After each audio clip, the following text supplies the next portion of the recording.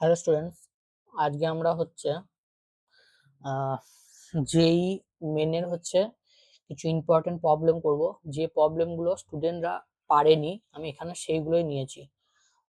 তাহলে এখানে বুঝতে পারছো প্রত্যেকটা প্রবলেমই খুব সুন্দর প্রবলেম এবং তার লেভেল ভালো আছে এবং তোমাদের এগুলো ভালো করে প্র্যাকটিস করে যেতে হবে। তো দেখো, এটা মেনলি যেই মেনের যে PYQ সেখান থেকে নেওয়া হয়েছে। তো প্রথম কোশ্চেনটা দেখো, ভালো কোশ্চেন বলেছে, a NCC parade is going at uniform speed of 9 km/h under a mango tree on which a monkey is sitting at a height 19.6 meter. At any particular instant the monkey drops a mango. A cadet will receive the mango whose distance from the tree at time of drop. তার মানে কি বলেছে, এরকম একটা tree রয়েছে, এইখানে একটা monkey বসে আছে, ঠিক আছে। এ কি করেছে, একটা ম্যাঙ্গো ফেলে দিয়েছে, আর এদিকে একটা লোক প্যারেড করতে করতে চললো, ঠিক আছে। তো এইখানে যখন ছিল লোকটা, তখন তার ভেলোসিটিটা, তার স্পিডটা তোমার বলা আছে কত, 9 km/h। তাহলে 9 km/h, তো এটাকে আমরা মিটার পার সেকেন্ডে প্রথমে করে নিই। ধরো তাহলে 9 km/h থেকে মিটার পার সেকেন্ডে যেতে গেলে 5/18 দিয়ে আমাকে মাল্টিপ্লাই করতে হবে। তাহলে এটা তোমার আসছে 9 × 5/18, তার মানে 2.5 মিটার পার সেকেন্ড, ঠিক আছে। এইবার দেখো, এবার কি বলেছে যে এইখানে যখন আছে তখন তার স্পিড হচ্ছে এটা। এবার এইখান থেকে এ যখন এখানে পড়বে তখন বলেছে ম্যাঙ্গোটা কোথায় গিয়ে রিসিভ করবে, মানে এর ডিসপ্লেসমেন্টটা কত হবে, এই যে প্যারেড করতে করতে আসছে এর এইদিকে ততক্ষণে ডিসপ্লেসমেন্ট কত হবে। তাহলে আমাকে এইখান থেকে এইখানে ম্যাঙ্গোটা পড়তে কত টাইম লাগবে সেটা আমরা আগে বের করে নিই, ঠিক আছে। তাহলে সেই টাইমটা যদি আমাকে বের করতে হয়, তাহলে আমি কোন ফর্মুলা লাগাবো, এস ইকুয়াল টু ইউটা এখানে 0 হাফ a² কারণ ম্যাঙ্গোটা প্রথমে রেস্টে ছিল। তাহলে এস এর জায়গায় আমরা বসাতে পারি 19.6, এটা মাইনাস নিচের দিকে হচ্ছে, তাহলে মাইনাস হাফ, জিটা কত, জিটাও মাইনাস 9.8 নিচের দিকে, t²। তাহলে এখান থেকে আমার টি বেরিয়ে যাচ্ছে √2 × 19.6/9.8, 2 দিয়ে কাটবে, তার মানে 2 সেকেন্ড। 2 সেকেন্ডে এইদিকে কত গেছে প্যারেড করতে করতে, এইদিকে স্পিডটা হচ্ছে যে ইউনিফর্ম স্পিড। তাহলে ইউনিফর্ম স্পিডের ক্ষেত্রে ডিসপ্লেসমেন্ট ফর্মুলা কি হয়, x ইকুয়াল টু ইউটি। তাহলে ইউটা আমরা বার করেছি 2.5 মিটার পার সেকেন্ড ইন্টু 2, তাহলে এটা হয়ে যাচ্ছে 5 মিটার। তাহলে 5 মিটার মানে অপশন এ হচ্ছে তোমাদের রাইট অ্যান্সার। নেক্সট কোশ্চেনে চলো। আচ্ছা, নেক্সট কোশ্চেনটা কি বলে দেখো, a small toy starts moving from the position of rest under a constant acceleration. If it travels a distance 10 meter in t second, the distance traveled by the toy in the next t second. তাহলে এরকম একটা toy আছে, এখানে রেস্টে আছে, সেখান থেকে সে প্রথম টি সেকেন্ডে এতটা গেছে ধরলাম, ঠিক আছে। তাহলে আচ্ছা, কালারটা আমি চেঞ্জ করে নিই, ঠিক আছে, পেনটা ভালো, হোয়াইট নিই, ঠিক আছে, হোয়াইট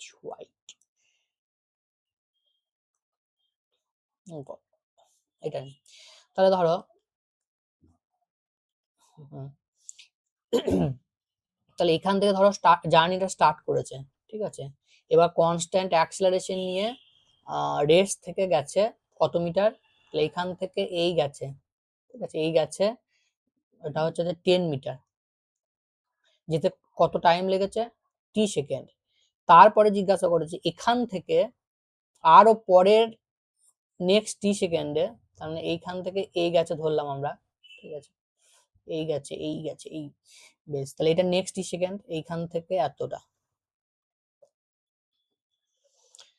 তাহলে কি বলেছে, if it travels a distance of 10 metre, আচ্ছা, the distance travel by the toy in the next T second, মানে এই ডিস্টেন্সটা আমাকে বের করতে হবে, এই ডিস্টেন্সটা।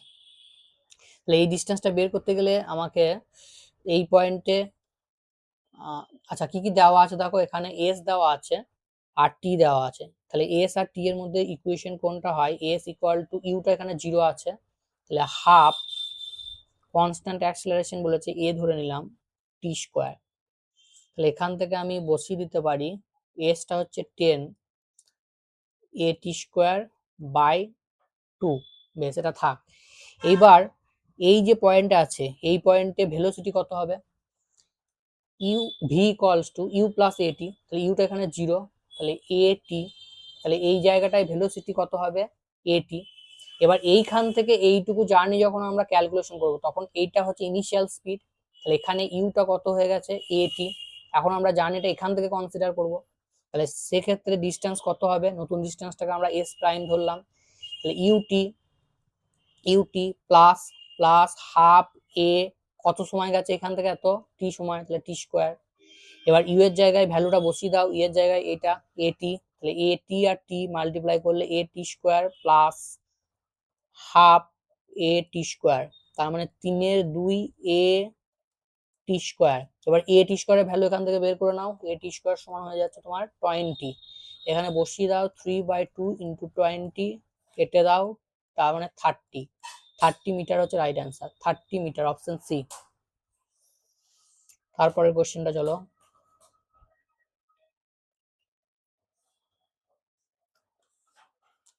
এটা কি বলেছে, a balloon was moving upward with a uniform velocity 10 meter per second, an object of finite mass is dropped from the balloon when it was at the height at from the ground.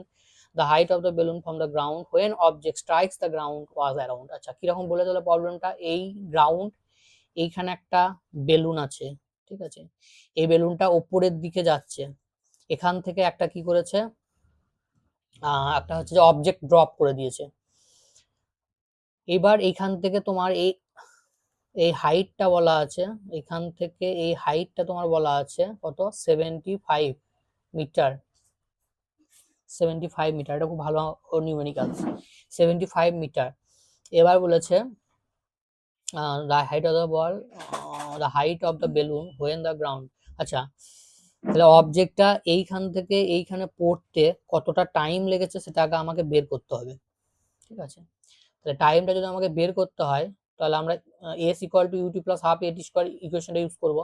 তাহলে এখানে এটা 75টা নিচের দিকে, তাহলে এটা minus হবে, -75 equal to, আচ্ছা এখানে যখন ফেলেছে অবজেক্টটা ইনিশিয়ালি কত ছিল 0, তাহলে আচ্ছা ইনিশিয়ালি 0 না সরি, এখানে ইনিশিয়ালি তোমার স্পিডটা দেওয়া আছে কত 10 মিটার পার সেকেন্ড, তাহলে এই জায়গায় অবজেক্টের ইনিশিয়াল ভেলোসিটিটা হবে 10 মিটার পার সেকেন্ড। বেলুনের যেটা ইনিশিয়াল ভেলোসিটি সেটাই অবজেক্টের হচ্ছে ইনিশিয়াল ভেলোসিটি হবে, এবং সেটা আপওয়ার্ড হবে। আপওয়ার্ড কেন আপওয়ার্ড হবে, কেননা বেলুনটা উপরের দিকে যাচ্ছে, তাহলে বেলুনটা যদি উপরের দিকে যায় তাহলে টি ইকুয়াল টু 0 তে কোনো রকমের অ্যাক্সেলারেশন এখন কাজ করতে লাগেনি, ঠিক আছে। তাহলে ইনার্শিয়ার জন্য কি হয়, অবজেক্ট হচ্ছে তার নিজের যে যে পজিশন সেটাকে হচ্ছে যে বজায় রাখার চেষ্টা করে, তাহলে এখানে উপরের দিকে যাচ্ছে, তাহলে ইনিশিয়াল মুহূর্তে যেহেতু কোনো অ্যাক্সেলারেশন নেই তাহলে এর ভেলোসিটি ডিরেকশনটা হচ্ছে ইনিশিয়াল ভেলোসিটি ডিরেকশনটা উপরের দিকে হবে। তাহলে আমার ফর্মুলা ইউটি, তাহলে আমরা টিটা বের করব, তাহলে ইউ মানে হচ্ছে এখানে পজিটিভ 10 টি মাইনাস, যেহেতু জিটা নিচের দিকে হাফ, জিটা কত দেওয়া আছে 10 ইন্টু টি স্কোয়ার, বেশ। তাহলে এখান থেকে আমাকে টাইমটা বের করতে হবে, ঠিক আছে। টাইমটা যদি বের করতে হয় তাহলে এটা কেটে যাবে, এটা হচ্ছে 5, তাহলে এটাকে তুমি এইদিকে নিয়ে চলে এসো, 5t স্কোয়ার মাইনাস 10t, এটা এদিকে নিয়ে এলাম, এটা মাইনাস হবে,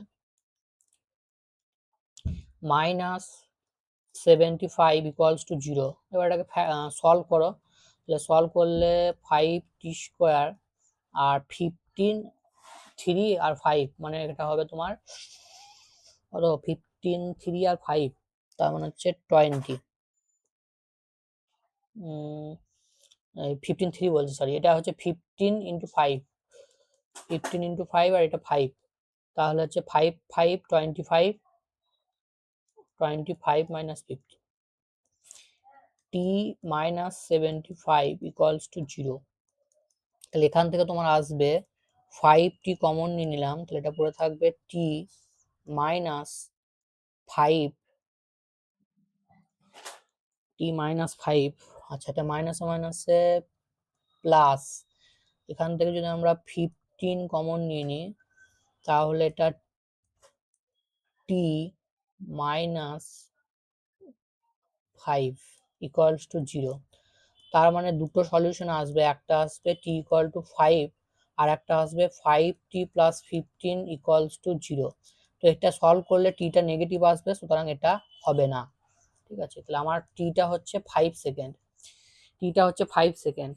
এবার বলেছে গ্রাউন্ড থেকে হাইটটা মাপতে বলেছে বেলুনটা, তাহলে বেলুনটা আরো টি সেকেন্ডে উপরের দিকে উঠে গেছে, তাহলে কতটা উঠেছে সেটা আমরা বের করব। আচ্ছা, সেটা বের করার জন্য আমাকে আবার ওই একই ফর্মুলা, ঠিক আছে। বলেছে কি, এক minute, the height of the balloon from the ground when object strikes the ground।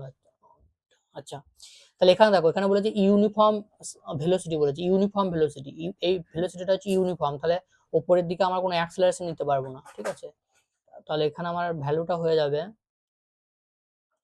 কত ডিস্টেন্স গেছে, এস ইকুয়ালস টু ইউটি, তাহলে ইউ মানে 10 ইন্টু 5, মানে বেলুনটা আরো 50 মিটার উপরের দিকে চলে গেছে, বেলুনটা এখান থেকে আরো 50 মিটার উপরের দিকে চলে গেছে।